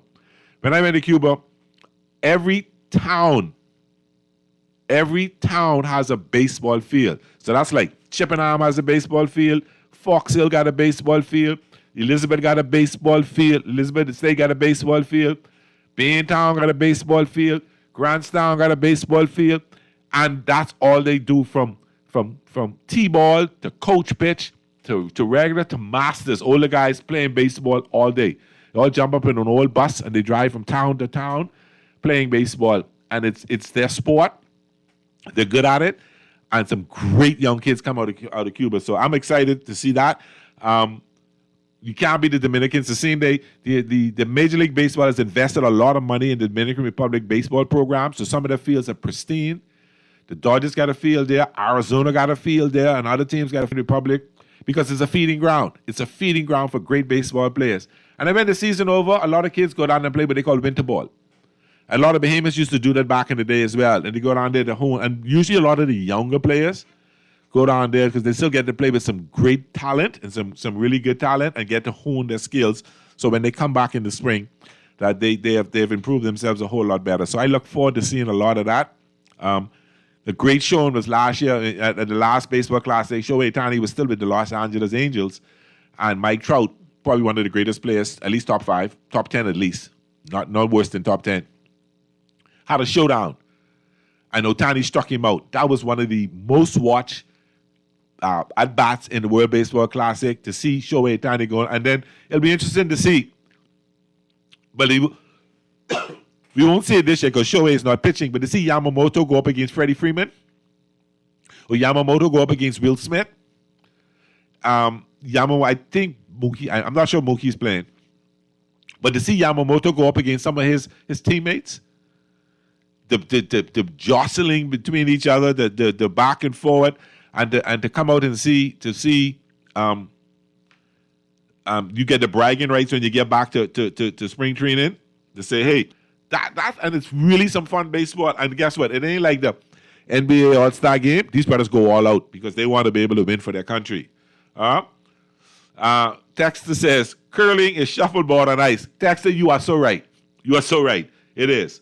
But I don't know why I'm fascinated by it. I sit there and I watched a little bit of it last night, and I'm like, why am I sitting here watching this thing? This does not move me. But for some reason, it had me interested in watching, and I'm just excited about watching that. So I saw a message come in from Commissioner Adam Silver, informed the league, this NBA players, the league 30 general managers Thursday that the NBA plans to make anti-tanking rules changes for next season. According to an ESPN source, the league offers conversation with stakeholders from the Board of Governors, Competition Committee, and GMs have been intensifying dialogue about combating tanking, including starting to propose potential concepts for changes in December during his meeting with owners. Now, where this is coming from is teams like Utah and other teams, and they call it load management, but teams from Utah been benching their young players. I mean, these young guys only been in the league a year or two. They ain't old like that boy LeBron or others like that or Steph Curry. But so they think because Utah is trying to keep it in that lottery pick with a chance of getting the. So a lot of teams, a lot of people are thinking, they're tanking, and it's getting annoying. The other day, the Lakers played San Antonio. Luka, LeBron, DeAndre, and Austin Reeves, the four of them weren't playing. And then you got times when I don't think Luka, LeBron, and Austin Reeves have played 10 games together all season. And so you can't tell me you're hurt, but you're in the All-Star game playing. You can't tell me that. You can't, and I have a problem with you ain't playing them back-to-back games. If the Lakers miss the playoffs by one game, I can blame J.J. Redick for that because he benched some players. So I hope that they put in some rules to avoid the tanking, because back in the day, Kareem Abdul-Jabbar used to play 82 games easy. The only time a player back in the day missed a game because they were legitimately hurt. It wasn't like they ain't playing because, we want to make the playoffs, we can do this, we can do that. No. So I have a problem with that, and I support Adam Silver and the NBA in bringing anti-tanking rules, because the bottom line is people paying good money. Anybody been to an NBA game? Tickets ain't cheap. You ain't paying no $30 to go to no game. So if I go in with me and my lady, or me and my sons going to the game, and I spend a couple $100 for tickets, I want to see the best play. I would be vexed, puff up, and mad if I come to see the Lakers and Luka ain't playing. I really don't care if LeBron play, to be honest with you. But if I can't see DeAndre Ayton play, and I can't see Luka play, and I can't see Austin Reeves play, I have a problem with that. And I can be vexed. Let's get right to the picks for the day. Got a lot of NBA games to get right to them right away. You got Atlanta Hawks at the Sixers. Sixers are 1.5-point favorites. I'm going to ride the Sixers at the points. The Brooklyn Nets at the Cleveland Cavaliers. Cleveland are 15.5-point favorites. I like Cleveland to win that game, but I can take them on the money line. Indiana Pacers, 2.5-point favorites over the Wizards. That could go either way. I'm going to take the Wizards and the points. The Houston Rockets are 4.5-point favorites over the Chicago Hornets. I'm going to take the Rockets and the points in that one. The New York Knicks and the Detroit Pistons. The Knicks are 4.5-point favorites over the Pistons. Boy, I don't know. Stewart and Duran out. Maybe they on suspension, so that's from that little thing the other day. You know what? I can take the Knicks, but I can take the Knicks on the money line. I think that can be a really close game. Toronto at the Bulls. I'll take Toronto and the money line. Phoenix Suns at the Spurs. I'm going to take the Spurs and the points, 8.5. The Celtics are 5.5-point over the Warriors. The Celtics are playing great basketball, but out Tatum. I think Brown is a runner for MVP of the league. I'll take him, and I'll take the Celtics in the points. And Magic, 8.5 points over the Sacramento Kings. That's another team that's been tanking. I'm going to take the Magic and the money line. And the Denver Nuggets, 4.5-point favorites over the Clippers. I'm going to take the Nuggets and the points. Thank you so much. Thank you for listening. Thank you for calling. Thank you for the texts. Thank you for your opinions. While I may disagree with some of them, I value your opinion. This has been Pearly, Guardian Radio, the Talking Heads Thursday here on 96.9 FM. Naughty, MJ will be in tomorrow. I'll be in on the 5 o'clock for Dale. We'll see you later.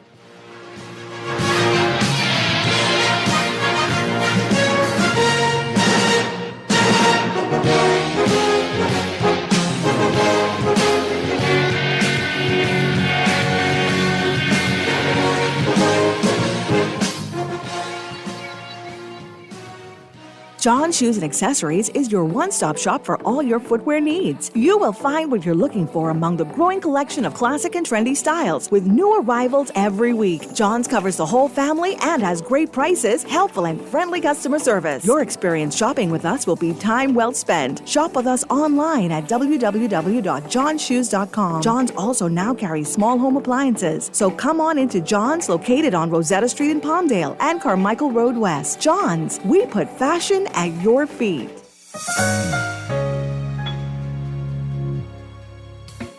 Struggling to find your financial rhythm? Make that move to Fidelity and let us help you orchestrate your financial goals into perfect harmony with free financial coaching sessions.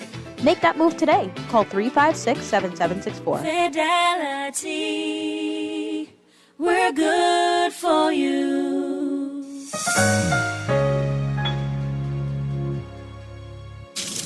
Hey, Nassau! Get ready for the new and bold Barbecue Crispy King at Burger King. 2 100% flame grilled patties, stacked and crunch you love, smoky barbecue sauce, crisp bacon, and melted cheddar, all on a buttery brioche bun. Mmm, crunch, bacon, cheese, flame grilled flavor. Swing by any of Burger King's 6 Nassau locations and taste the new Barbecue Crispy King today. Burger King Nassau, where taste is on fire. You're listening to Talking Heads with Naughty, hosted by Earl the Pearl. On Guardian Radio, 96.9 FM.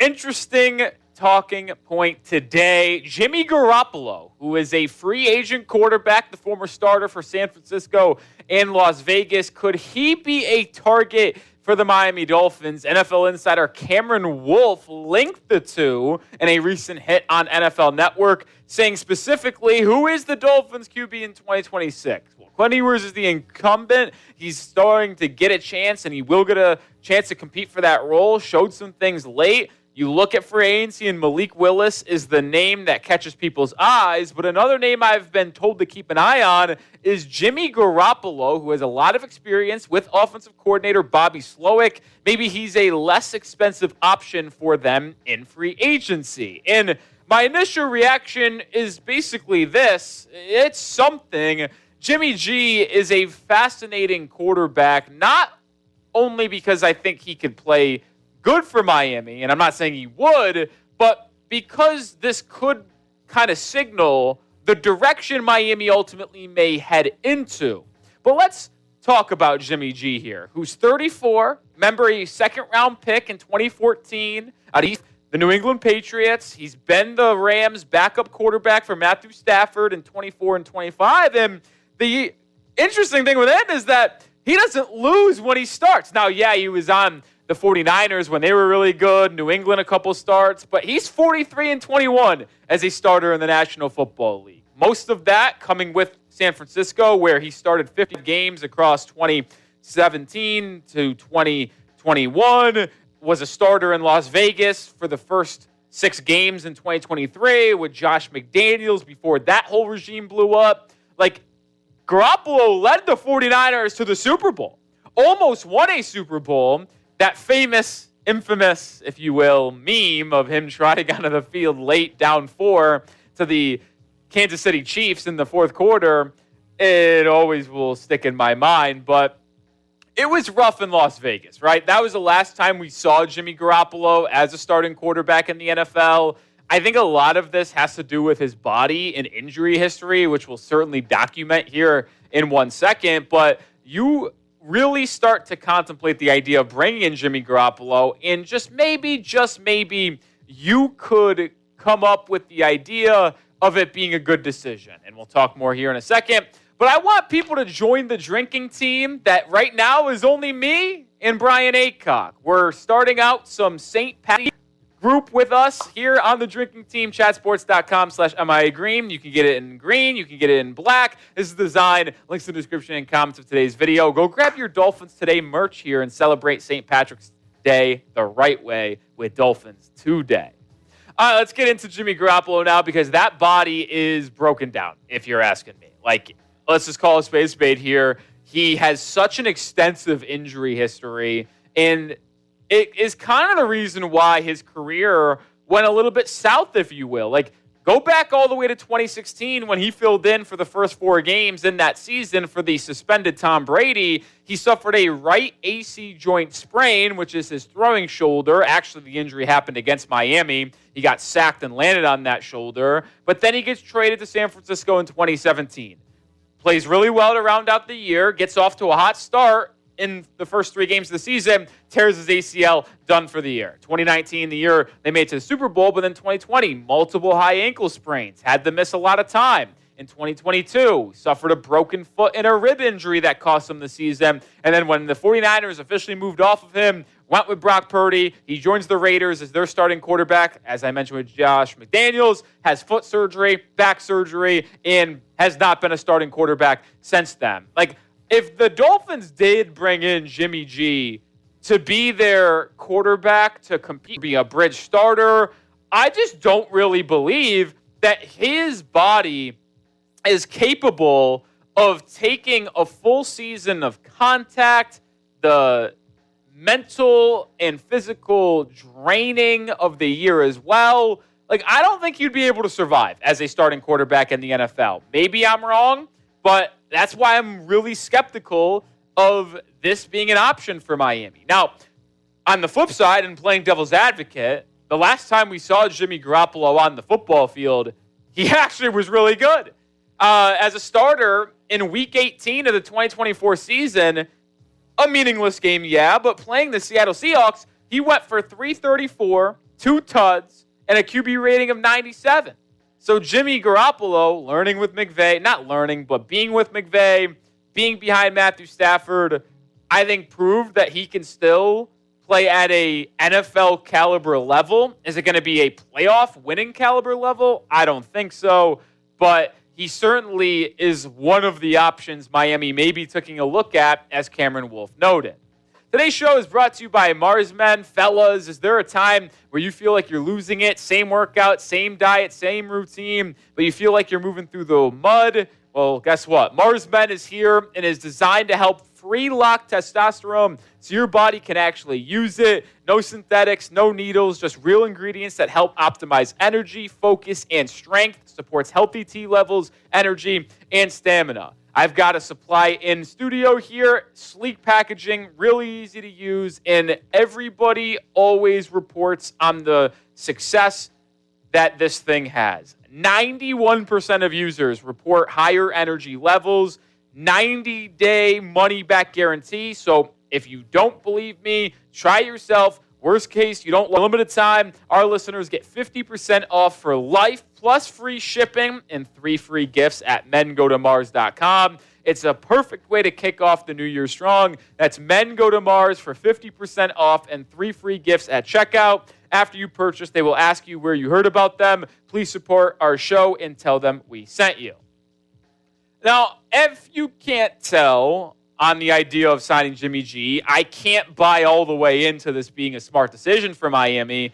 But if there is one positive out there, him being a quote-unquote mentor, a good veteran, and for a second-year young quarterback like Quinn Ewers or a rookie that you draft in the middle rounds, whether it's a Taylon Green, a Drew Aller, a Garrett Nussmeier, ain't a bad idea. Because like Cameron Wolf noted off the top of today's show, Garoppolo does have a lot of history with the offensive coordinator in Miami, Bobby Slowick. I mean, Slowick was an assistant coach in San Francisco for the entire time Jimmy G was there. So there's familiarity with the system that Miami wants to run. So Garoppolo could execute it if he needed to be the starter at a high level, but he also can help ease the rookie and Quinn Ewers, the verbiage, the lingo, what is expected, what needs to be done.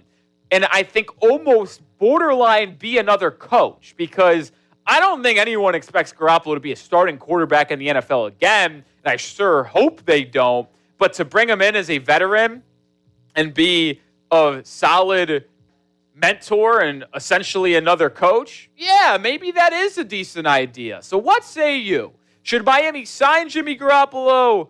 Yes or no? Let me know your thoughts down in the comment section. It certainly would not be for a expensive contract. The projection in free agency from SpotTrack is about 1 year, $2.3 million, which is basically vet min. It is a really good dollar amount for a veteran of his caliber that you aren't going to expect actual real snaps from, but just as a backup locker room guy. You look at the quarterbacks out there, like, I don't think he's my first choice. Would I say no to him? I don't think so. It just, to me, is becoming incredibly unlikely that you get Malik Willis, which is why maybe Miami is starting to understand that in their own right and pivoting to maybe a Garoppolo, a Jake Browning, a Mitchell Trubisky, maybe even a Russell Wilson. Like, I'm going to tell Dolphins fans right now to temper expectations if you are all in on Malik Willis in free agency, because I just don't believe he will fit Miami's budget. with these recent reports, recent projections out there, Willis is going to get $20 million AAV.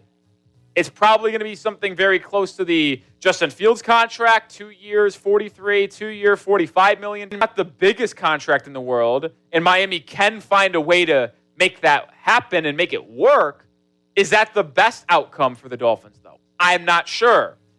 So when you think about the demand for Malik Willis, plus some of these teams, like Arizona is a team that's going to be looking for a new quarterback. They're likely moving off of Kyler Murray. They've got $39.1 million in cap space. Other linked teams include Minnesota, Cleveland, Miami, Las Vegas. Vegas has a lot of cap space. They probably take Fernando Mendoza 1, but there is a pathway where they trade out a number 1 and then sign Malik Willis in free agency. If I had to predict it today, I know most people out there are going to say Miami is the landing spot for Malik Willis. I actually will go out on the limb and say I think he's going to be an Arizona Cardinal. There has been some linkage in the past. There's a connection to LaFleur, who's the new head coach there. Nathaniel Hackett was on the Packers staff last season. He's the offensive coordinator in Arizona under LaFleur. You mix and match the cap space with the familiarity, and that is where I start to believe it might be more likely Malik Willis is a Cardinal rather than a Miami Dolphin, which I don't think is the worst thing in the world for Miami to utilize the limited cap space they have in 2026 to help fill out other positions and then maybe attack the quarterback position in the draft and just take someone on day 3, or push it off entirely, have Quinn Ewers be your bridge guy and draft someone / trade for someone in 2027. So that's kind of where I think this might ultimately be heading. But we'll have you covered on every single piece of rumor and news that you need on the quarterback position for the Miami Dolphins. So subscribe and join.